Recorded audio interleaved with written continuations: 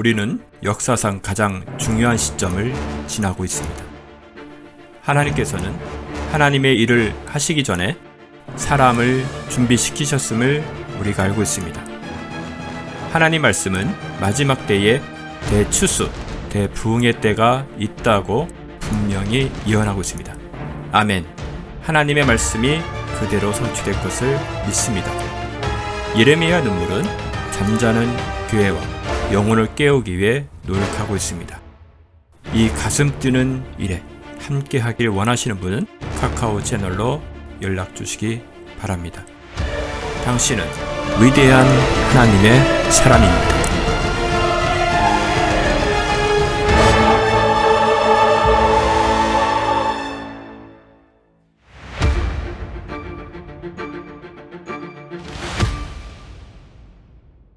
주 하나님이 이같이 말하노라. 보라, 나 곧 내가 나의 양을 찾을 것이며 또 그들을 찾아내리라.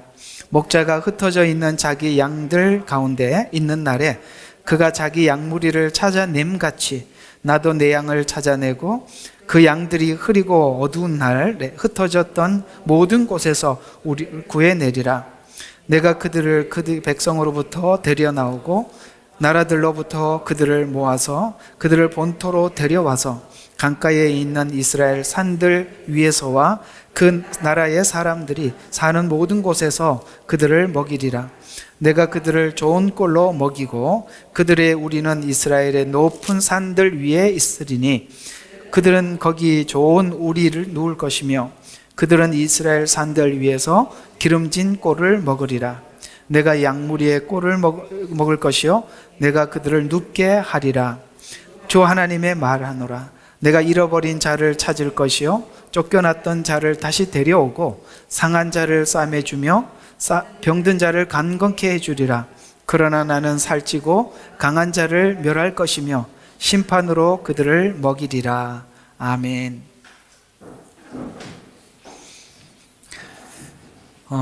오랫동안 우리가 이 대체 신학이라는 것 때문에 구약 성경의 예언들은 이스라엘 백성들이 이 AD 70년에 흩어질 부분에 대해서 구약에서는 너무 많은 부분을 예언을 했었습니다.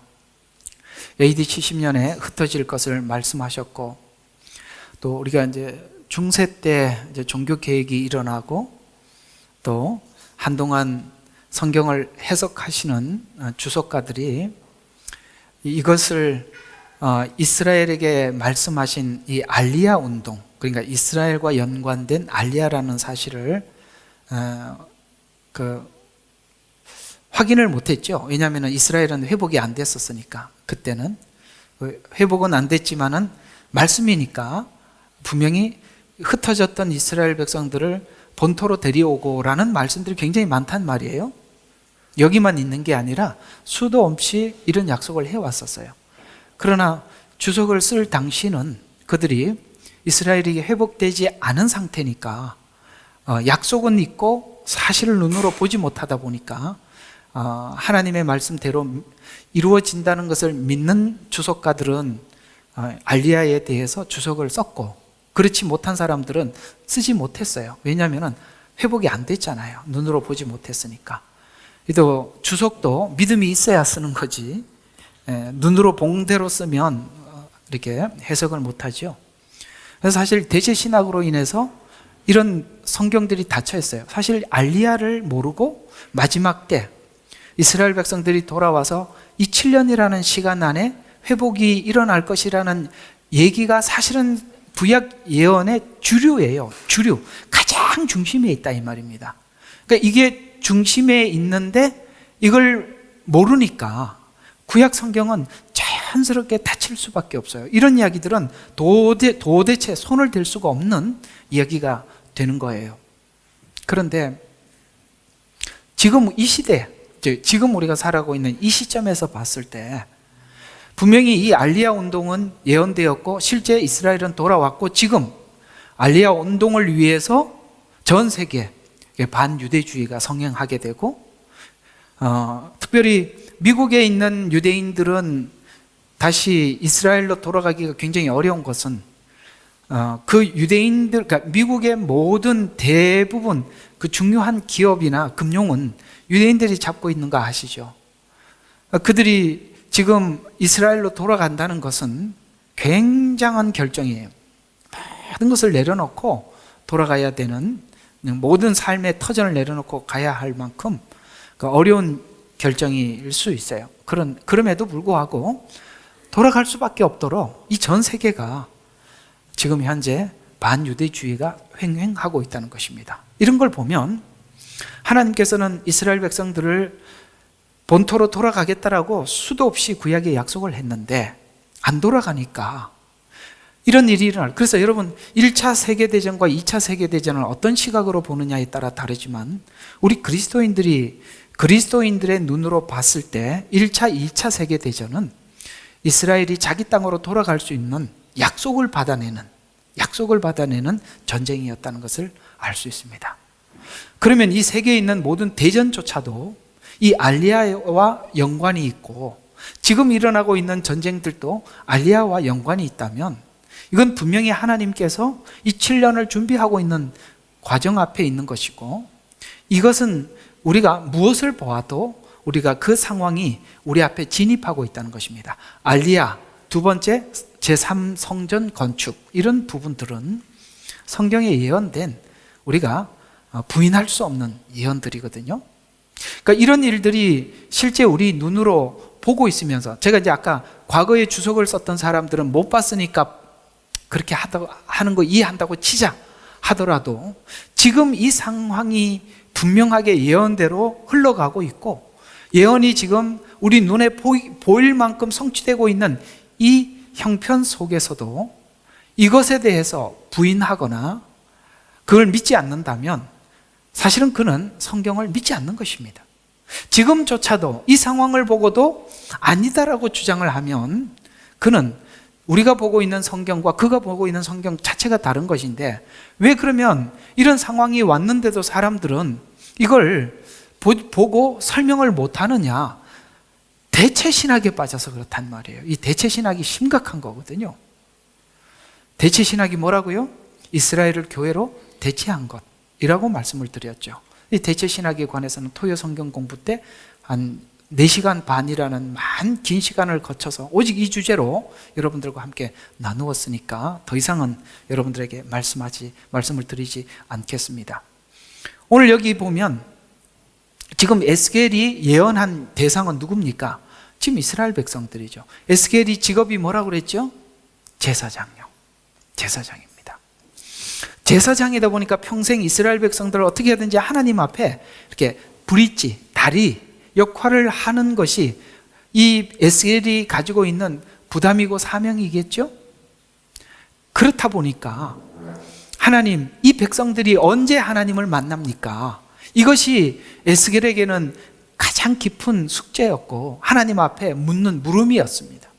그런 마음에 하나님을 향해서 질문하는 이 에스겔을 향해서 하나님은 이 에스겔서에 언제 이스라엘이 어떻게 회복할 것인지에 대해서 지금부터 구체적으로 얘기를 해주고 있다는 것입니다. 앞에 있는 이야기들과 오늘 이 34장을 넘어가면서부터 에스겔 선지서의 깊이는 이 34장을 지나면서부터 깊이가 더 깊어져 가는 것입니다. 그런 의미에서 저번 주에 이 34장 앞쪽을 말씀을 드렸다면 오늘은 34장 11절과 16절, 그래서 이 34장은 좀 많이 할애하는 것입니다. 그래서 이 내용을 통해서 우리가 함께 은혜를 받을 것은 오늘 이 주제를 이렇게 잡아봤습니다. 양떼의 방황은 목자의 방임 때문이다. 지금 이스라엘 백성들이 이렇게 된 형편에 가장 먼저 불러 세워서 책임을 추궁하고 있는 사람이 누구냐? 바로 제사장들이고 종교 지도자들이라는 것이죠. 말씀을 전하는 이 사람들이라고 하나님께서 먼저 그들을 목자를 대적하여 예언한다라고 말씀하고 있죠. 여러분 이렇게 한번 생각해 봐요. 저는 지금 여러분들에게 목양을 하고 있습니다. 그런데 내가 하나님 앞에 하나님이 저를 불러 세워서 대적해서 제게 말씀을 하고 있다면 저는 분명히 제 부르심에 대해서 방임을 한 것입니다. 분명히 칭찬을 받아야 되는데, 그죠? 수고했다. 양떼들을 이끌고 오느라고 얼마나 애를 썼느냐, 이런 얘기를 들어야 되는데, 하나님이 이제 이렇게, 이게 뭐죠? 이렇게 혼내려고 이렇게 서서 이제 대적하여 말씀을 한다면, 이거는 지금 분명히 직무유기를 했거나 뭔가가 문제가 있는 것이죠. 오늘 여기 목자들을 세워놓고 이렇게 하나님께서 이렇게 대적한다는 것은 이들의 책임이 얼마나 큰지를 말씀하고 있듯이, 오늘날 우리 복음을 전파하고 있는, 이렇게 강단에 서서 하나님 말씀을 전하고 있는 우리들에게 하나님께서 얘야, 구약에 있는 모든 성경이 네가 전한 그 얘기더냐? 아니잖냐? 라고 하나님께서 이렇게 대적해서 예언할 수도 있다는 것입니다. 왜냐하면 이스라엘 백성들이 포로로 잡혀가기 직전에 이 거짓 선지자들이 외치기를 지금 하나님의 의중과 전혀 상관없는 다른 방향에서 계속 이야기를 해줬기 때문에 양떼들이 그 얘기를 듣고 그런가 보다 하고 생각을 하고 있었거든요. 그런데 실제 그들은 이 고난이 찾아왔고 심판이 찾아왔어요. 그러면 분명히 누구 책임입니까? 물론 양떼들 책임도 있어요. 그들이 지금 우리가 양떼들도 기본적으로 하나님의 말씀이 맞다, 하나님 말씀이 아니다라는 것을 구분할 수 있는 게 뭐냐면, 하나님께서 구약 성경 중에서 딱 저울 같은 성경을 준 게 있어요. 저울과 같이, 이게 접시 저울처럼. 이렇게 하면 복 주고 저렇게 하면 저주를 내리고, 그게 접시 저울처럼 말씀해 준 성경이 어디죠? 신명기 아닙니까? 기본적으로 하나님의 속성을 이해할 수 있는 것이 신명기인데, 아무리 봐도 신명기에 지금 벗어난 삶을 살고 있단 말이에요. 그러면 하나님이 심판하신다고 말씀하셨어요. 그럼 우리가 볼 때도, 백성들이 볼 때도 이 정도면 분명히 하나님께서 이 상황을 그냥 두고 볼 수 없는 상황이라는 것을 백성들도 인지하고 있어요. 그러면 그들이 진짜 이 하나님의 말씀을 전하는 사람의 말을 귀를 기울여야 하는데, 그때 사람들이 다 거짓 선지자 앞에서 말씀을 듣는 이유가 뭐라고요? 죄를 그냥 계속 짓고 싶은 거예요. 이 문제를 해결하고 싶은 마음이 없는 거예요. 그래서 거짓 선지자 밑에서 듣고 있는 겁니다. 그래서 오늘 여기 지금 대적하여 예언하는 것은 에스겔 같은 선지자에게 하는 말이 아니라, 이렇게 거짓말을 했던 거짓 선지자들을 세워놓고 하나님이 지금 대적하고 있는 것입니다. 그러면 이렇게 한번 보여, 총체적으로 다 망가진 거죠. 선지자는 선지자대로 엉터리고, 그럼 이스라엘 백성들은 이스라엘 백성대로 망가져 있으면 여러분, 회복이 불가능한 상태가 아니겠어요? 그러니까 이 상태를 하나님께서 그냥 두겠느냐? 하나님께서 그냥 둘 것 같아요? 여러분이 알고 있는 하나님은 목자도 망가졌고 양떼도 망가졌어요.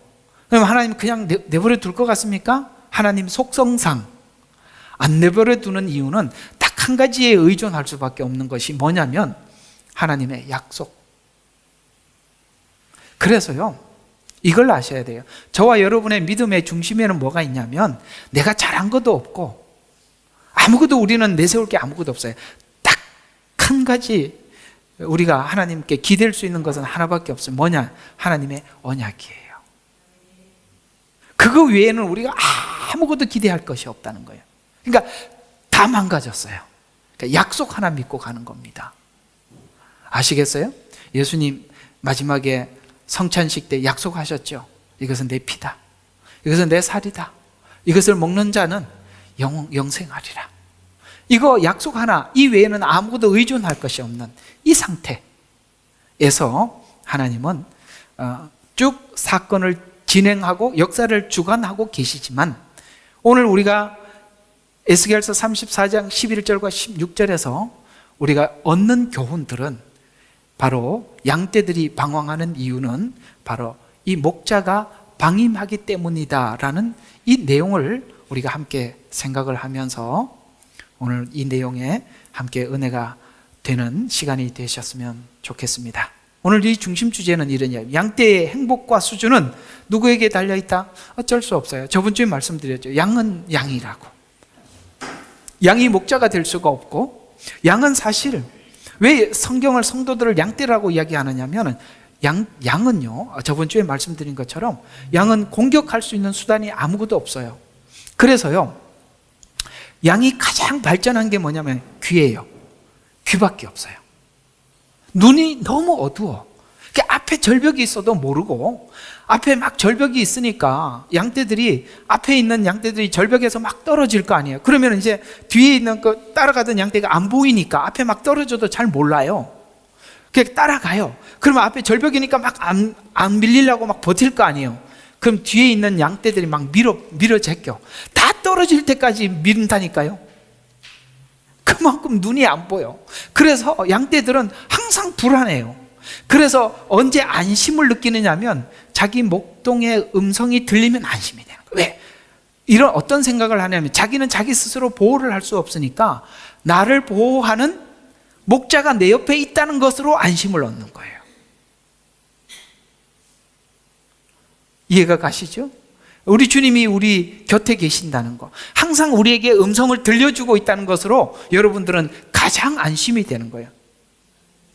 그래서 저도 이렇게 설교할 때 말고 저희들 여러분처럼 집사 때, 성도 때 제 마음속에 가장 마음이 편안한 게 뭐냐면, 그래, 내가 섬기고 있는 이 목사님은 진짜 복음을 가지고 계시는 분이고 이분은 늘 이 복음을 나에게 전해주고, 그게 그분이 내 옆에 있다는 자체만으로도 내게 이렇게 위로가 되고 위안이 되는 게 없었어요. 정말 좋더라고요. 근데 이 목사님이 또 이렇게 출타를 하거나 이렇게 가시면 이 마음이 좀 뭔가 이렇게 다 비어 있는 것 같고, 있으면 든든하고 가면 뭔가가 허전하고 이렇더라고요. 그게 양떼는 어쩔 수 없어요. 그래서 내가 하나님의 인도함을 받고 있다는 증거를 음성으로 들려주시는 거예요. 목자를 통해서 말씀을 전해주는 것으로 하나님이 나를 보호하고 있다, 이걸 하나님이 알려주시는 거예요. 그래서 우리 요한복음 10장에 보면은 내 양은 뭐예요?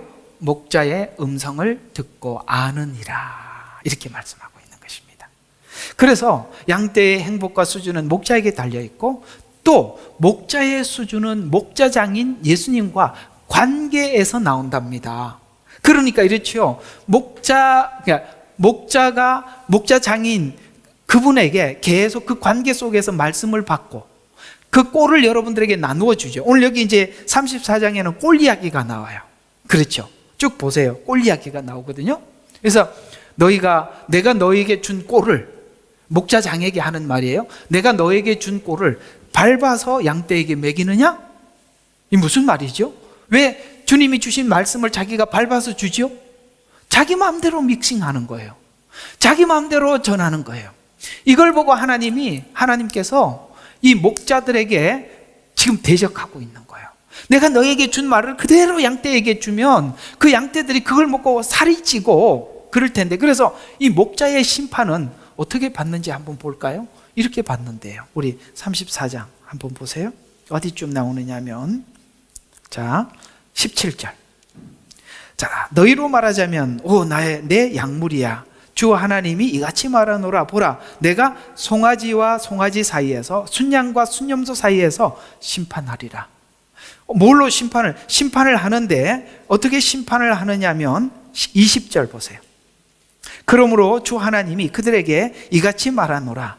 나 곧 내가 살찐 송아지와 사이와 여윈 송아지 사이에서 심판하리라. 무슨 말이죠? 내가 양떼들에게 꼴을 먹이라고 말씀을 줬어. 그러면은 양떼들이 하나님이 주신 꼴만 먹으면 건강하게 자라요. 그런데 내가 밟아서 주니까 양떼들이 그걸 못 먹어. 그래서 양떼들을 세워놓고 그 양떼들이 살이 쪘는지 야위었는지 그걸 보고 내가 목동을 심판하겠다는 거예요. 아이고, 살찌고 있는지 모르겠습니다. 이게 제가 받을 심판이거든요. 그러니까 여러분들이 살이 부둥부둥 쪄 있으면 하나님이, 그래, 내가 준 꼴 잘 먹여, 네가 안 밟고 잘 전해줬구나.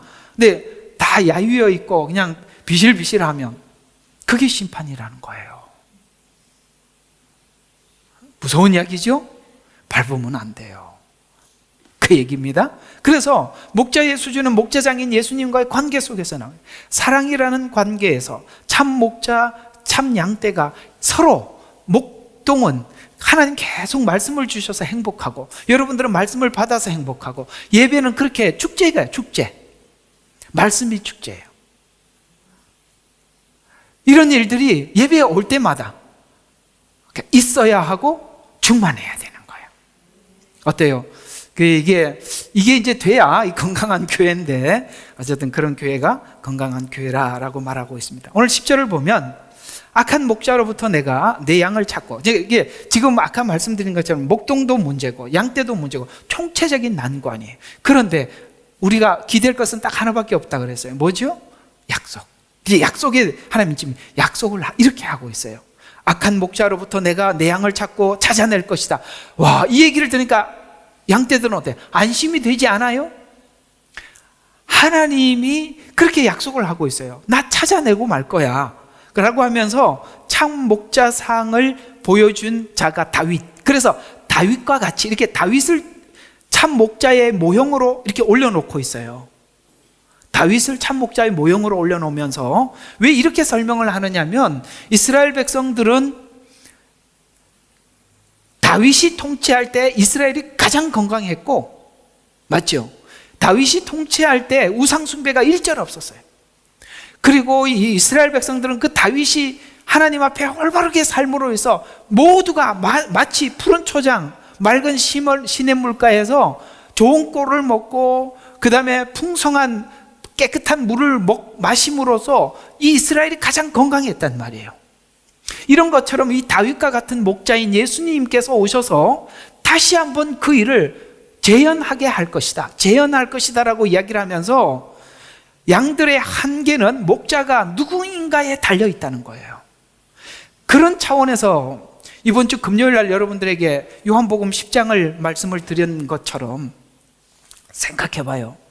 우리의 영혼이 건강하려면 정말 이렇게 하나님 편에 서 있는 목자를 만날 때 우리가 건강하게. 근데 하나님 편에 서 있는 목자를 섬긴다는 것은 사실 여러분들에게 좋은 소리를 들을 수 있는 기회는 별로 없어요. 그렇죠? 아마도 여러분들이 다른 교회 가서 이쯤 하면은 정말 인류로 취급받고 참 귀하게 생각할 텐데, 우리는 아무리 그렇게 해도 누구도 이렇게 얘기를 해주질 않아요. 저도 해줄 마음도 없고요. 이해가 가요? 여러분 그 정도 가면 난 그렇게 생각해.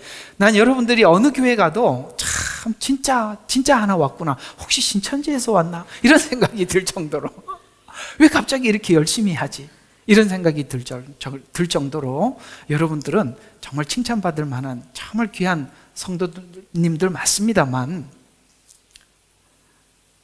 진짜 교회는 그렇게 해봐도 별로 칭찬도 못 듣습니다. 이게 왜 그러냐면 우리가 마땅히 해야 할 일을 하는 것이지요. 아닌가요? 당연히 해야 될 일을 하는데 뭘 칭찬을 받아요? 아니, 그 애들이 학교 갔다 와서 무슨 자기가 당연한 권리처럼 밥 줘 그러잖아요. 그럼 밥 내놔야죠. 어떡할 겁니까?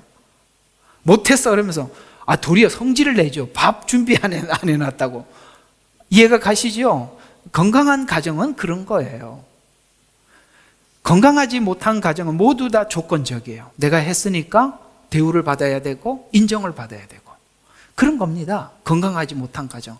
왜 부부간에 건강한 부부는 어떤 거냐면, 마땅히 아내는 아내의 역할을 잘하고 남편은 남편의 역할을 당연히 한다고 생각을 하는 거예요. 나는 이렇게 했는데 너는 왜 안 하냐, 이렇게 되기 때문에 문제가 되는 거예요. 조건적이란 말이에요. 부모와 자식 간에 왜 끝까지 가는지 아시겠어요? 무조건적이기 때문에 그렇습니다. 조건이 없어요, 부모와 자식은. 그러나 관계가 조건적이면 분명히 문제가 생기는 겁니다. 앞으로 칭찬 안 하겠다, 이런 이야기예요. 자, 시편 23편 1절에 보면 본인이 목자였어요, 다윗이. 그래서 그 참 목자가 양떼를 어떻게 돌보는지 본인이 그렇게 돌봤었어요. 근데 자신이 하나님으로부터 그렇게 돌봄을 받았어요, 다윗이. 그래서 이렇게 이야기하는 겁니다. 자신을 목자라고 했어요. 그래서 여호와는 나의 목자시니 내가 부족함이 없다. 다스리로다라고 그렇게 이야기를 했던 것입니다. 왜냐하면 자기가 양떼를 그렇게 돌봤고 하나님이 자신을 그렇게 돌봐주셨거든요. 그래서 다윗이 통치하는 시절에는 하나님이 다윗을 돌봐주셨고, 다윗을 돌봐주시는 바람에 그 바람에 누가 함께 행복했냐? 이스라엘 백성 전체가 행복했다 이 말이에요. 그래서 이스라엘이 우상 숭배하지 않았었고, 예수님의 생애도, 예수님 생애 속에서도 보면 그 제자들이 행복할 수 있었던 것은 하나님이 원하는 말을 해줬고 원하는 일을 했고 하나님이 일하시는 대로 일을 했기 때문에 예수님을 따르는 모든 사람들에게는 충분히 만족했다 이 말이에요. 이렇게 이게 목자장과 목자 사이에 어긋나 버리면 모두가 불행해지는 것이고, 목자와 목자장인 예수님 관계가 완만하게 쭉 이어지게 되면 목회하는 목회도 즐겁고 양떼도 행복한 거예요. 사실 이 꼴을 밟아버리면 모두가 불행해지는 것입니다. 꼴을 밟아버리면. 그래서 말씀은 말씀 있는 그대로 전달해야지, 그걸 각색을 하고 교회 부흥을 위해서 말씀을 바꾼다든가 이렇게 되면 정말 곤란합니다. 제가 언제 한번 달란트 비유를 설명을 했더니 이 달란트 비유가 지금 우리가 많이 오해가 돼서 전해지고 있거든요. 달란트 비유의 주제는 재능이 아닙니다. 그래서 은사 기부, 재능 기부 이렇게 해서 설명을 해왔는데 사실 그거는 부흥 신학 때문에 그렇게 나온 거예요. 성도들로 하여금 가만히 계시지 마세요. 상급을 받으려면은 자기 재능을 기부하세요. 이렇게 하는 바람에 이렇게, 원래 그 말이 아니에요. 마태복음 25장은 마태복음 24장과 연결되어 있는 중요한 이야기입니다. 재림과 관련이 있는 이야기예요. 재능 기부하라는 얘기가 아니에요. 그 설명은 마태복음 그 강해에 하는 아마 내가 몇 번이나 이렇게 올려놓은 게 있을 겁니다. 찾아서 한번 보세요. 나도 어디 있는지 잘 모르겠습니다. 하여튼 보면은. 그런데 그런 이야기들은 사실 꼴을 밟아서 주는 거거든요. 교회를 위해서 성도들을 동원시키기 위해서 주는 메시지거든요. 그게 꼴을 밟아서 주는 꼴이라는 말이에요. 그 말이 그런 말이 아니에요. 그래서 사실 이게 복음을 전할 때는 정말 두려운 마음으로, 바울이 고린도 교회에 복음을 전할 때 내가 너희들 앞에 섰을 때 심히 두려웠고 떨었노라. 여러분, 고린도 교인들이 많아서 그 강단에 서서 떨은 게, 여러분 바울을 보세요. 떨 사람입니까? 아니요. 왜 떨었다고 이야기하는 겁니까? 혹시나 하나님 주신 말씀을 자기가 각색해서 잘못 전할까봐 설 때마다 그 두려움 속에 서서 전했다, 이렇게 말씀하고 있는 것입니다. 그럴 만큼 그 꼴은 그대로 보존해서 그대로 전달하는 것이 그렇게 중요한 거예요. 사실 그렇게 전할 때 우리 모두 행복하거든요. 그래서 오늘 이 본문이 강조하는 것은 거짓 목자는 자기 자신을 위해서 일하는 자지만 참 목자는 목자장인 예수님의 목적을 따라 일하는 자이다. 따라서 여러분 앞에 서 있는 이 목자가 참 목자냐 거짓 목자냐는 그가 자기를 위해서 성도들을 이걸 이렇게 강요하느냐, 아니면은 주님과 이렇게 연결을 시켜주느냐, 거기에 따라서 그가 참이냐 거짓이냐라고 판정을 한다라고 성경은 말씀하고 있는 것입니다. 그러니 저와 여러분 사이에 우리가 빠져야 될 사람이 있어요. 누구냐면은 저 같은 사람이에요. 저는 여러분들에게 전하고 빠져주고, 여러분들은 주님을 바라봐요. 그렇죠? 나는 여러분들에게 수고하고 주님께 영광을 돌리고, 이 일이 계속 우리가 이어질 때 우리 모두가 장애물이 사라진, 저도 여러분이 장애물이 될 수 있어요. 그렇죠? 저도 여러분이 장애물이 될 수 있어요. 여러분도 제가 장애물이 될 수가 있는 거예요. 이 장애물을 서로가 없앨 때 행복한 겁니다. 이스라엘 백성들은 지금 이런 지경에 있지만 아까 하나님이 언약을 했다 그랬잖아요. 어떻게 언약을 하는지 한번 볼까요? 내가 이스라엘 백성들이 지금 이 모양이지만 내가 흩어진 이스라엘을 하나님은 모을 것이다 라고 말씀하고 있어요. 이게 알리야예요. 지금 이 에스겔서에는 알리야가 엄청 앞으로 계속 나와요. 그래서 나오는데 언제 모을 것이냐? 그날에 모은대요. 그날이 언제일까요? 12절에 흐리고 어두운 날, 이렇게 표현하고 있어요. 이게 어떤 날이라고요? 7년을 이야기하는 것입니다. 흐리고 어두운 날. 그래서 예수님은 초림 때, 예수님이 오셨을 때 양떼가 모여 있었지만 이제 예수님께서 양떼를 흩을 것이라, 목자가 양을 치니 양떼가 흩어질 것이라고 말씀하셨죠. 기억나세요? 성경에 읽었던. 그래서 이스라엘 백성들은 AD 70년에 다 흩어져 버렸어요. 흩어졌어요. 그래서 흩어진 양떼를 모으는 날이, 그날이 바로 흐리고 어두운 날인데, 이건 이렇게 나오는 모든 성경은 흐리고 어두운 날이라고, 암흑의 날, 이런 말들이라고 나오는 것은 전부 다 7년을 지칭하는 것입니다. 그래서 흐리고 어두운 구름 낀 날은 예언서의 종말을 의미하고 있는데, 유다 백성을 회복시켜서 다스려 주시겠다는 약속이에요. 이 날에 대한 약속은 너무나도 중요합니다. 그래서 그 날에 대해서 이렇게 이야기합니다. 다윗의 가지, 다윗의 후손으로 오셔서, 그건 초림을 이야기하죠. 다윗의 후손으로 오신 것은 초림을 이야기해요. 그래서 마태복음 1장에 보면은 아브라함과 다윗과 예수 그리스도의 세계라라고 이야기를 하죠. 그래서 초림으로 오신 그 주님이 종말에 다윗의 때와 같이, 초림은 다윗의 후손으로 오지만 재림은 다윗의 때와 같은 그 때를 그때처럼 회복시키겠다라고 말씀하신, 그래서 천년 왕국의 통치를 다윗의 때라고 설명을 하고 있는 거예요. 왜냐하면 아까 말씀드린 것처럼 이스라엘이 가장 행복하고 가장 강했던 시기가 다윗의 때예요.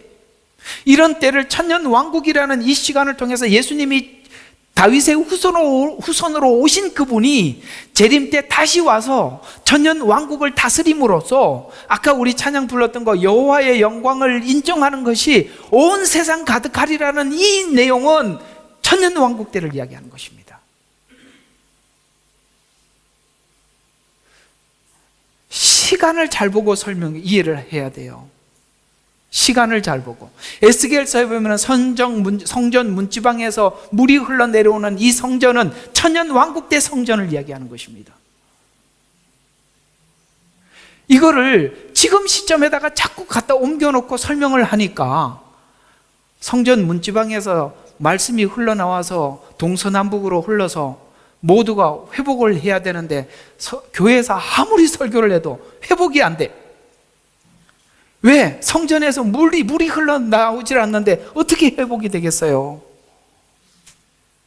물이 흘러나오질 않는데.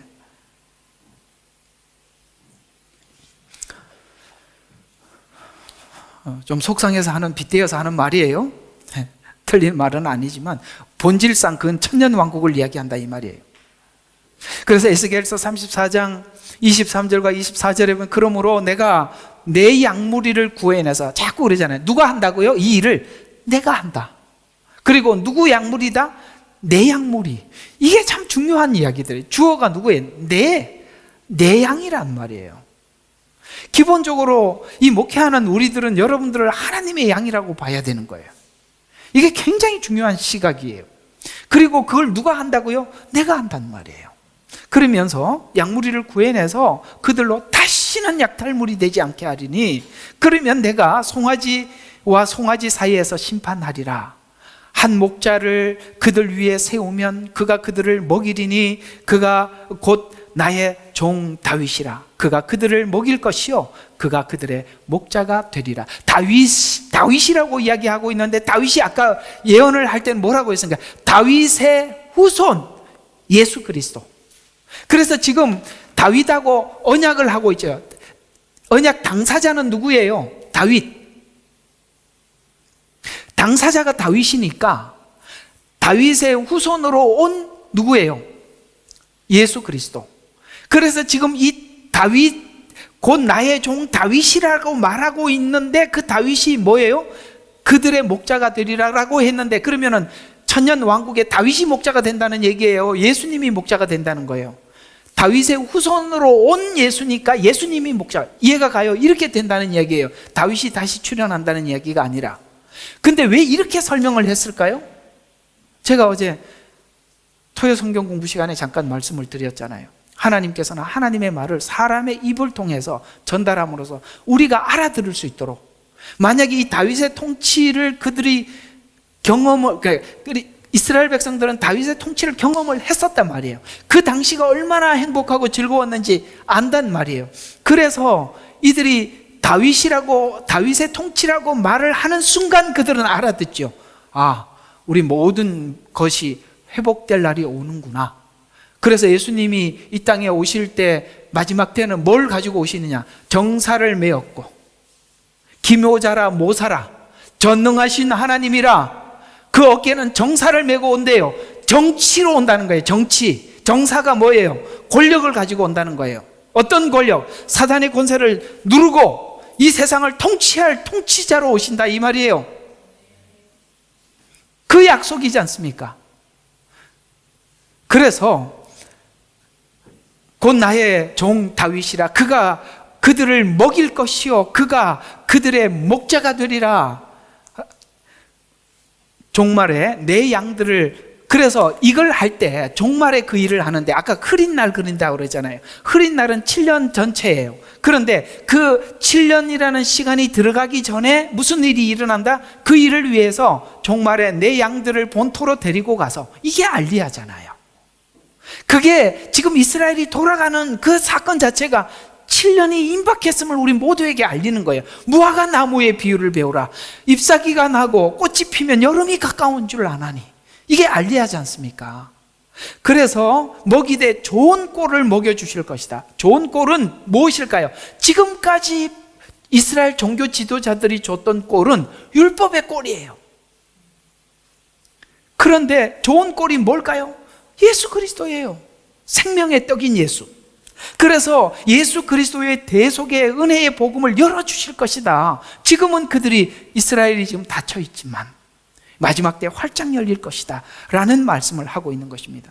에스겔서는 유다 멸망의 시기에 포로로 잡힌 제사장 에스겔의 예언이지만 이 예언이 종말에 있을 예언을 예언하면서 초림 때 거부했던 메시아를 종말에 알리야를 통해서 복음을 전할 것을 예언하면서, 오늘 여기 본문은 이런 대칭 구조를 가지고 설명해요. 여러분 성경은요 대칭 구조로 설명을 하는 게 굉장히 빨라요. 흑색을 이쪽에다 놔두고 백색을 이쪽에다 두는 거예요. 그러면 둘을 보면은 확연하게 다르겠죠? 이게 대칭 구조거든요. 이렇게 대칭하고 있어요. 기름진 꼴을 먹일 것이다. 그 꼴을 이스라엘 산들 위에서 먹일 것이다. 꼴을 먹인대요. 어디서 먹인다고요? 이스라엘 산들 위에서 먹인다. 여기 무슨 산일까요? 시온산. 이런 율법이 시온에서 나오고 주의 말씀은 예루살렘에서, 이거 전부 다 천년왕국 때 전파될 복음을 말씀하고 있는 것이고, 이것을 이들이 언제 깨닫느냐? 예언서를 보면 이 7년 안에 이들이 이렇게 많이 깨닫게 돼요. 14만 4천은 바로 여기에 속한 유대인들을 이야기하고 있는 것입니다. 그래서 기름진 꼴을 먹일 것이다. 그 꼴은 이스라엘 산들 위에서 먹일 것이다. 이스라엘 높은 산들에 우리가 있을 것이다 라는 대칭으로 15절에는 거기서 좋은 우리의 그것을 누우리라. 양떼가 눕는다는 것은 뭐예요? 꼴도 시컷 먹고 시컷 먹었고, 그 다음에 이리들로부터 목자가 든든히 자기를 지켜주고 있다고 느껴질 때 가장 편안한 상태, 눕는다. 여러분 여기 머루기도 맞죠? 예. 요즘 하도 가본 지 오래돼가지고 그 기도원에 가면 양떼가 있잖아요. 거기서 구경해 보면 참 재밌어, 그죠? 그 양들은요, 물론 거기 자기들이 적수가 없어서 그렇겠지만은 그런 시간 나면 이렇게 뜯어먹고 또 앉아서 쉬기도 하고 이런 걸 보면 그 양떼들이 계속 자기를 공격하는 늑대들이나 이리들이, 여우들이 있으면 항상 불안해해요. 그런데 여기 있어 보니까 정말 이 울타리도 든든하고 꼴도 풍성하고 목동도 자기를 잘 지켜주면 이것처럼 행복한 게 없어요. 그래서 오늘도 눕는다라는 표현을 하고 있는 것입니다. 여러분, 이 복음을 듣고 난 이후에 오늘 이 양떼가 정말 그 푸른 초장에 누워 있는 것처럼 여러분들도 안심이 되고 행복하십니까? 하나님의 말씀을 듣고 나면 뭔가가 여러분들이 이해가 안 되는 것이 안 풀릴 때는 마음이 답답해요. 그러나 하나님께서 말씀을 열어주셔서 딱 열어주고 나면 그렇게 행복할 수가 없어요. 그렇지요? 그렇습니다. 그게 안 풀릴 때는 너무 답답한데 하나님 열어주고 나면 어쩌면 그렇게 행복할 수가 없어요. 거기에 대해서, 하나님에 대해서 우리가 알면 알수록 행복해지더라는 거예요. 결국 이스라엘은 마지막 종말에 알리야하게 될 것이고, 알리야와 동시에 참복음, 참목자인 다윗의 후손으로 온 예수님을 알게 될 것이다 라는 말씀으로 오늘 이 말씀이 정돈이 되는 것입니다. 이 말씀을 이렇게 정리해 두었어요. 이 말씀을 그대로 옮겨서 신약에 바울이 이렇게 정리를 해놨어요. 종말에 돌아온 복음에 눈이 열리기 전에 이스라엘의 혼미한 영으로 하나님을 알아보지 못했다. 그렇죠? 지금 이스라엘은 혼미한 영으로 하나님을 알아보지 못했어요. 그게 로마서 11장 7절과 8절에 보면 이스라엘이 구하는 것은 얻지 못하고, 이스라엘은 뭘 구해요? 메시아를 구했는데 얻지 못하고 있어요. 지금도 모르고 있잖아요. 오히려 선택된 자들이 그것을 얻었으며, 이스라엘 전체가 그걸 얻은 게 아니라 선택된 자들이 얻었다고 말씀하고 있는 이 선택된 자라고. 그래서 성경은 결국에는 이 마지막 때 그들이 하나님 앞에 나와서 구원을 얻게 되겠지만, 놀랍게도 항상 성경은 남은 자 쪽으로 가고 있다는 거예요. 남은 자. 이스라엘에서도 남은 자들에게 눈을 열어주시고 하나님께서 그들에게 복음을 전해줄 것이다 라고 이렇게 말씀하고 있습니다. 그 나머지는 오늘날까지 완고하게 되었느니라. 기록된 바와 같으니 하나님께서 그들에게 혼미한 영과 보지 못할 눈과 듣지 못할 귀를 주셨노라 하였느니라. 희한하죠? 하나님께서 그들에게 주었대요. 그렇게. 이게 너무 신비로워서 바울이 너무 신비로워하고 이게 머리를 쥐어뜯죠. 너무 놀라서. 하나님이 너무 신비롭다. 이건 누가 그걸 하리? 그러면서 모든 것이 하나님께로부터 왔고, 하나님으로 향하고, 하나님으로 지나간다. 이거 우리 하나님 주권이다. 이렇게 이야기해요. 이 말은 하나님 주권이라는 얘기예요. 하나님이 그렇게 계획해 놨다는 거예요. 예수님이 오셨을 때 알아보지 못하게 해서 이 복음이 이방인에게 흘러가게 했고, 그 다음에 이방인들이 다 수가 찾아 다시 이스라엘에게 복음을 7년이라는 시간을 통해서 되돌려주고, 아시겠어요? 이렇게 해서 이방인들도 혜택을 받고 유대인들도 혜택을 받고 이렇게 하도록 하나님이 이렇게 작정했다. 진흙 한 덩이로 이것을 토기장이가, 예를 들어서 이스라엘과 이방인 이 둘 중에 하나님께서 이방인은 이런 토기를 만들고 유대인들은 이렇게 토기를 만드는 것은 누구 주권이다? 주인 마음 아니냐, 이렇게 얘기하는 걸로 끝나는 거예요. 이 말은 무슨 말이에요? 왜 하나님이 그렇게 하셨어요? 묻지 말라는 거예요. 주권이라고요. 주권. 우리가 이 주권에서 하나님 앞에 대들고 묻기 시작하면 답이 없는 거예요. 오케이? 에? 중요한 이야기를 했는데요, 주권 앞에서는 더 이상 묻지 말라는 거예요. 그 주인 마음대로죠. 여러분, 이게 그거 만드는 사람이 한 덩어리 가지고 접시를 만들까? 그릇을 만들까? 국그릇을, 밥그릇을, 그는 주인 마음이죠. 이것이 이스라엘과 유대인 사이의 주권이라면 우리 각 개개인에게도 하나님의 주권 안에서 역사하신다는 것을 믿으셔야 돼요. 이런 게 있어요. 여러분들이 지금 기도하는 그 일들이 빨리 이루어지면 좋겠죠. 근데 하나님은 그렇게 질문을 하고 아마 묻기 시작하면 하나님이 이렇게 이야기할걸요. 그건 그 시간과 때는 내 주권이야. 기다려. 이렇게 할걸요. 기다려. 보통 하나님이 말을 안 해주세요. 말을 안 하고 그냥 물으면 대부분이 뭐라 해요? 웨이팅 해라. 기다려라. 이렇게 말씀하세요. 그 기다림이라는 시간에는 무엇이 있을까요? 하나님께서는 분명히 아브라함에게 약속을 하셨어요. 내가 너희 민족을 통해서 약속의 땅을 주시겠다라고 말씀하셨어요. 그런데요, 몇 년이 지났더라고요? 430년. 나중에는 약속조차도 기억이 안 나네요. 약속조차도 생각이 안 나요. 그때서야 하나님께서 이스라엘 백성들을 끄집어냈어요. 우리는 성경을 가지고 있기 때문에 왜 그 시간에 끄집어낸지 이제 알아요. 우리는 알아요. 왜? 성경을 다 알고 있기 때문에. 왜 그 시간 그렇게 오랫동안 기다려야만 했었죠? 가나안 땅에 아직 죄가 관영하지 않았다는 거예요. 뭐냐면은 하나님은 가나안 땅에 있는 백성들에게 계속 기회를 줬다는 거예요. 더 이상 기회를 줄 일이 없다는 거예요. 맞지요? 동일하게 노아 때도 그랬어요. 세상의 죄악이 관영했다고 했습니다. 여러분, 우리가 주님이 빨리 안 오신다고 그렇게 우리 입장에서는 말할지 몰라도 하나님 아직도 세상에 기회를 주고 있는 것입니다. 기다리고 있는 거예요. 이 시간은 내가 정하는 게 아니에요. 하나님께서 모든 것을 감안해서 정하는 것입니다.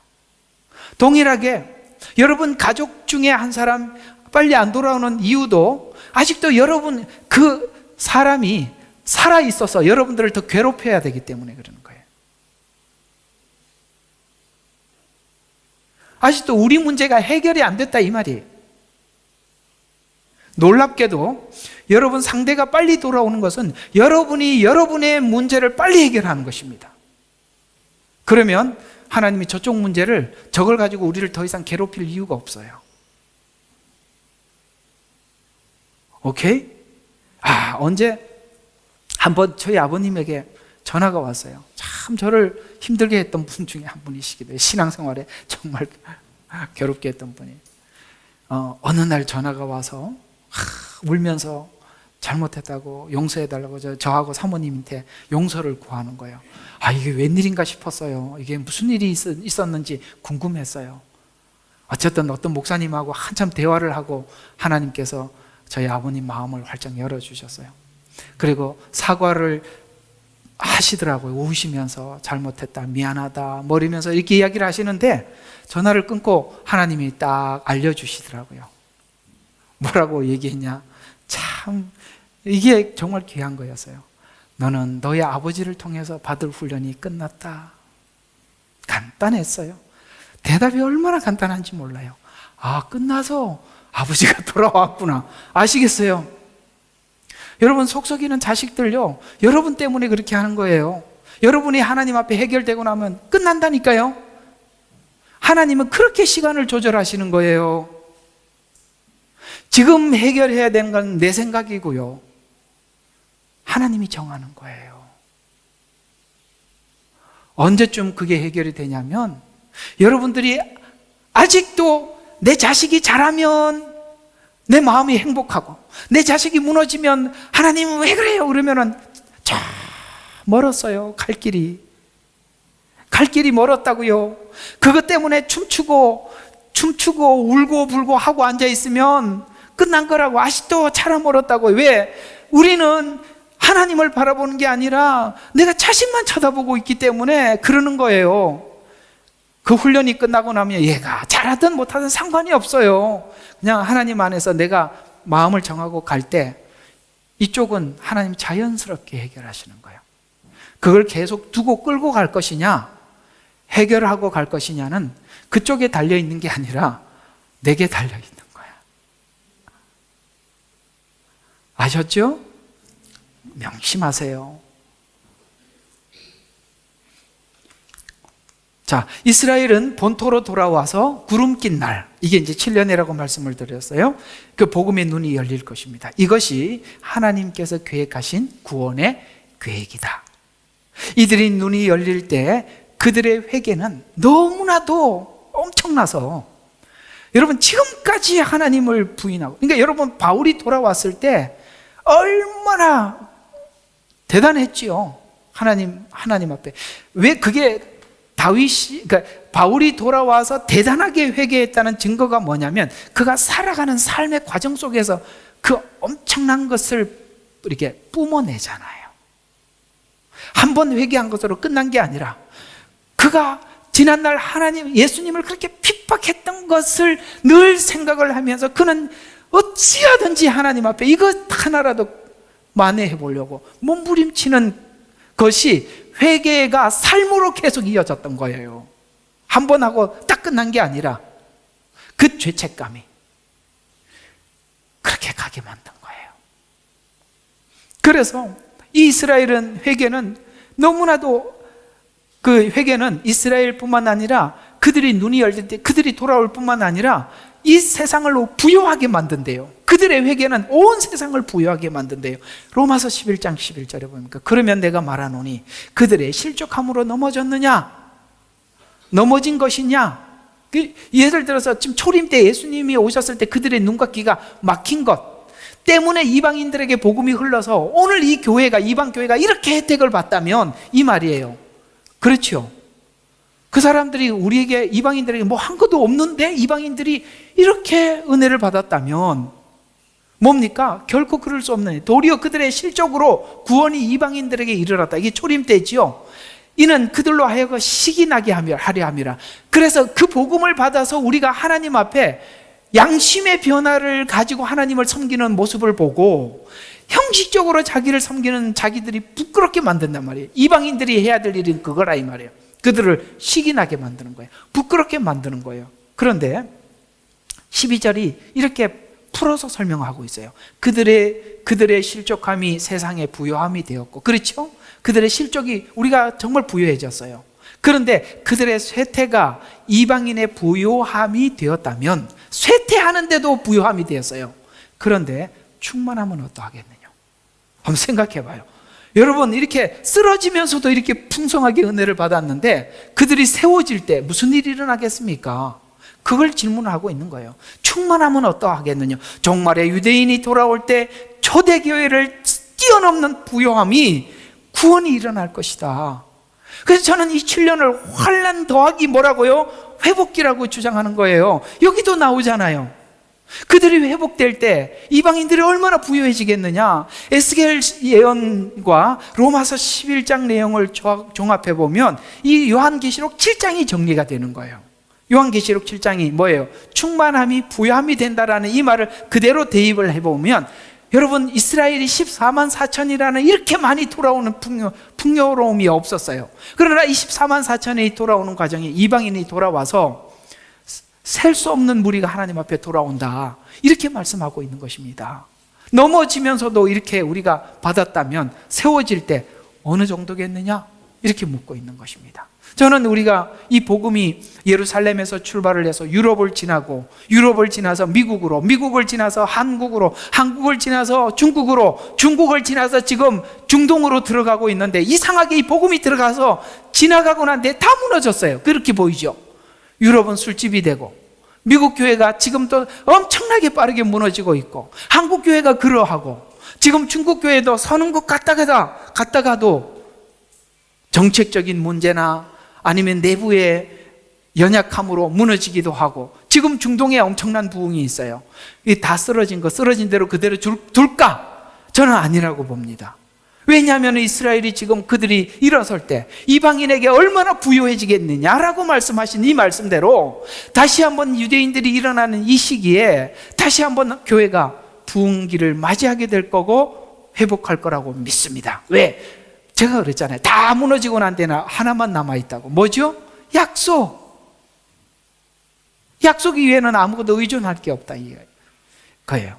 그래서 요한계시록 6장 10절에 보면 구원이 보좌에 계신 하나님과 어린 양께 있다라고 이렇게 외치잖아요.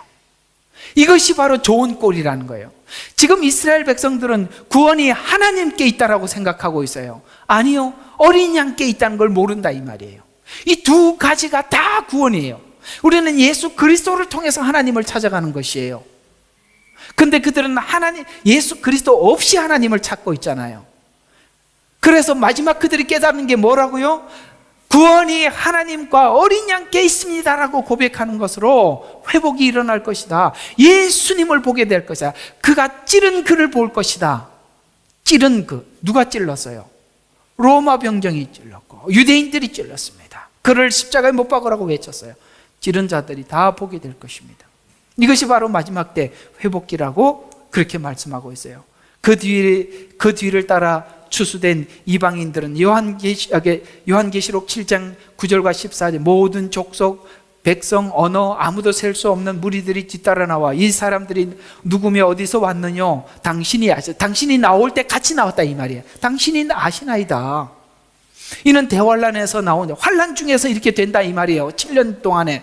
그래서 환란에서 나온 자들이며 자기들의 옷을 씻어 뭐라고요? 구원이 어린 양께 있다고 했잖아요. 드디어 예수님의 피로 씻더라 이 말이에요. 오케이? 지금은 그들이 예수님의 피로 씻는다는 걸 모르는데 그때 그걸 알게 되더라. 이와 같이 에스겔서는 계시록의 내용을 지지해주고 있는 거예요. 지지. 그래서 이스라엘이 신약이 열리고 예수 그리스도의 복음의 눈과 귀가 열릴 때 종말의 때 회복이 시작될 것이다. 오늘 이 예언이지 않습니까? 지금 이스라엘의 귀와 눈이 잠긴 책임에는 종교 지도자들의 탐욕이 그 중심에 있다고 지적을 하고 있어요. 그래서 17절부터 목자의 심판을 예언하고 있습니다. 이 심판 내용은 다음에 다루기로 하고요. 그래서 예수님께서 직접 찾을 때 흩어진 자들, 병든 자들, 상한 자들을, 쫓겨난 자들을 치유하게 될 것이라고 16절에 말씀하고 있는데 이 치료는 기름진 꼴을 먹을 때 치료가 된다. 아멘. 네. 어때요? 말씀을 들을 때 여러분들이 치료가 되고 회복이 일어난다 이 말이에요. 좋고 기름진 꼴을 양떼에게 안식을 전해주며 안정감을 주는 것입니다. 복음이 우리에게 찾아왔을 때처럼 이 복음이 찾아왔을 때 안진뱅이가 춤을 추고 사마리아 여인이 변화된 것처럼 인생의 불안은 오직 복음으로 해결된다.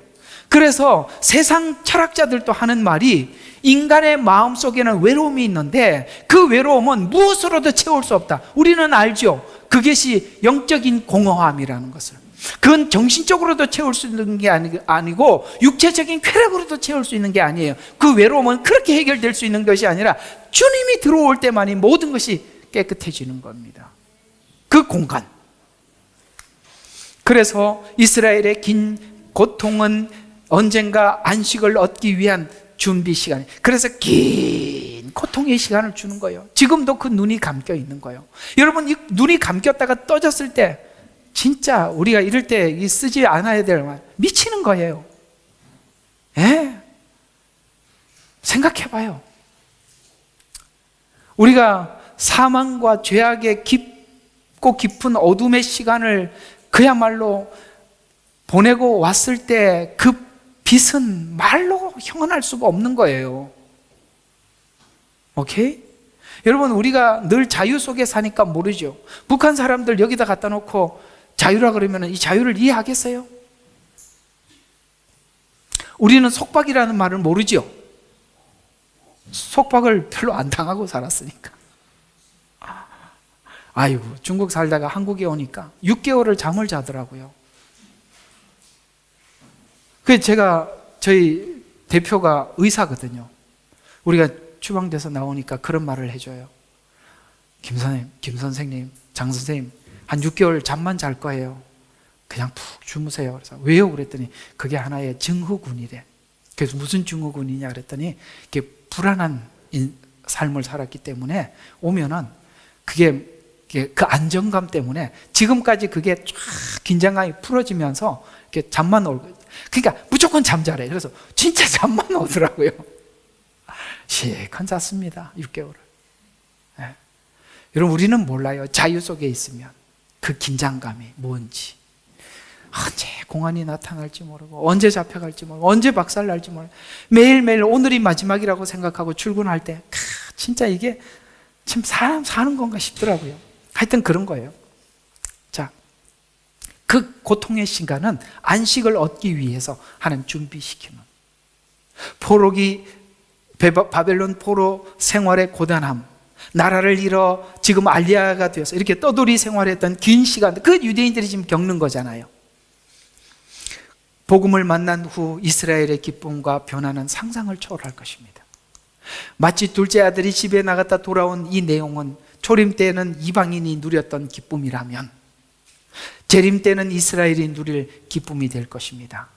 살찌고 강한 자를 멸할 것이라 심판으로 그를 먹이리라. 앞에 병들고 상한 자들을 돌볼 것이지만 강한 자는 멸한다는 의미는 악한 목자들이 자행한 탐욕을 방관하지 않고 하나님이 심판하시겠다 말씀하고 있는 것입니다. 왜? 양떼들을 방황하게 만든 책임이 너에게 있다라고 하나님이 지적하고 있는 것이죠. 이들은 계시록에 등장하는 거짓 선지자들로, 거짓 선지자들은 하나님의 양떼를 속여서 자기의 배를 채우기 위해서 종교 사기꾼 음녀와 같은 자들이라고 성경은 요한계시록에서 말씀하고 있습니다. 이들에 대해서 분명한 심판을 선언하고 있죠. 34장에서 37장은 이스라엘의 회복과 종말에 있을 새 왕국을 말씀하면서 회복을 말씀하시는데 이 예언이 이스라엘 함락 소식을 듣는 시기에 듣게 됨으로써 멸망에 초점을 맞추지 않고 지금 멸망을 딱 선언하면서 바로 이어지는 게 회복을 예언하더라 이렇게 말씀하고 있습니다. 그래서 망해야 회복하는 거예요. 오케이? 쏟아야 돼요. 적당히 쏟으면 하나님이 다 쏟을 때까지 괴롭히는 거예요. 뒤집어 엎어야 돼요. 사실 우리는 뒤집어 엎을 게 많아요. 잘못 입력된 게 진짜 많다 이 말이에요. 잘못 입력되어 있는 것이.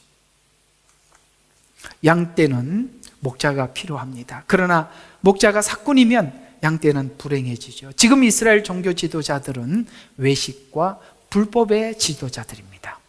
지도자 자신이 불법과 외식주의자면 기름지고 좋은 꼴을 양떼에게 먹일 수 없습니다. 그래서 양떼들은 방황하게 되는 것이 이것이 바로 목자와 양의 자연스러운 원리입니다. 지금 이스라엘 종교 지도자들은 바리새인들과 같은 자들이어서 이스라엘 국민이 과연 하나님을 믿는 하나님의 백성들인가, 성경에서 본 그들인가 라는 생각이 의문이 들 만큼 우리를 의심케 하지만 과연 이들이 하나님께 돌이킬 수 있을까? 회복이 가능한 것일까? 우리가 믿는 것은 우리가 예수님께 찾아가 만나 주시는 것 외에 답이 없다는 것을 압니다. 그래서 그들은 더 깊은 죄 중에 헤매고 있는 것일 수 있습니다. 어느 정도 회복되다가 되는 거죠. 완전히 멸망이 되고 난 이후에 무엇을 예언했다? 회복을 예언했다라는 것을 보면 지금 이스라엘의 절의 망가짐은 회복을 위한 준비로 믿음의 눈으로 우리 함께 바라봐 줬으면 좋겠습니다. 결론입니다. 우리가 믿는 것은 오직 이 말씀, 이스라엘의 회복이 있을 거라는 말씀. 로마서 11장 24절과 25절에 내가 본래 돌감나무 올리브의 나무에서 꺾여 본성을 거스려 참 올리브 나무에 접붙여졌는데 하물며 본래 가지인 이 사람들이야. 이스라엘은 본래라는 말은 약속, 구약, 언약 이런 이야기입니다. 본래 가진 이 사람들이야 나무에 얼마나 잘 접붙이겠느냐. 이게 무슨 말이에요? 우리도 주님을 만나서 이렇게 주님에게 잘 붙는데 이스라엘 백성들이야 그토록 기다렸던 메시아인데 그들이 발견하고 난 뒤에 얼마나 잘 붙겠느냐. 걱정하지 마라. 그들이 돌아오는 거는 순식간에 돌아온다. 이 얘기를 하고 있는 거죠. 그래서 이스라엘 회복은 아주 빠를 것이다. 형제들아, 너희가 스스로 지혜 있는 채 하지 않기 위하여 이 신비를 너희가 모르기를 원치 아니하노니 이는 이방인들의 충만함이 차기까지는 이스라엘의 일부가 완고하게 되어 있다. 우리가 찰 때까지 그들이 완고하게 되어 있다. 이스라엘이 기다려온 메시아는 그들이 금방 알아볼 것입니다. 왜냐하면 그들은 메시아를 기다리고 있었고 오해하고 있었기 때문에 오해가 풀어지기만 한다면 그들은 금방 메시아를 알아보게 될 것입니다. 이 비유가 이렇게 나와 있죠. 여러분, 진주 비유가 그 얘기예요. 진주 비유가 뭡니까? 어떤 사람이 값진 진주를 찾아다니다가 값진 진주를 만났어요. 메시아를 찾아다니다가 메시아를 만났다는 것이죠. 그러면 뭐 한다고요? 자기 소유를 다 팔아 그 진주를 샀느니라. 찾아다녔던 사람들이 진짜를 만나면 그 진짜가 어떤 것인지 알고 만나게 되면 소유를 팔아서 진주를 살 준비가 저들은 되어 있을 것입니다. 그래서 목자의 방관으로 지금은 양떼가 흩어져 세계 방방곳곳에 흩어져 있고 들어왔더라도 아직 그들이 병들고 상처가 나 있지만 7년 기간에 유대인의 눈을 열어서 주님은 알아보게 될 날을 내가 줄 것이라는 말씀입니다. 지금 유대인들의 모습을 보고 우리가 실망하더라도 남은 자를 찾고 구원하실 그날을 기대하면서 원가지를 응원하는, 이스라엘을 응원하는 우리 이방인의 접붙임을 받은 가지들이 되시기를 바랍니다. 기도하겠습니다.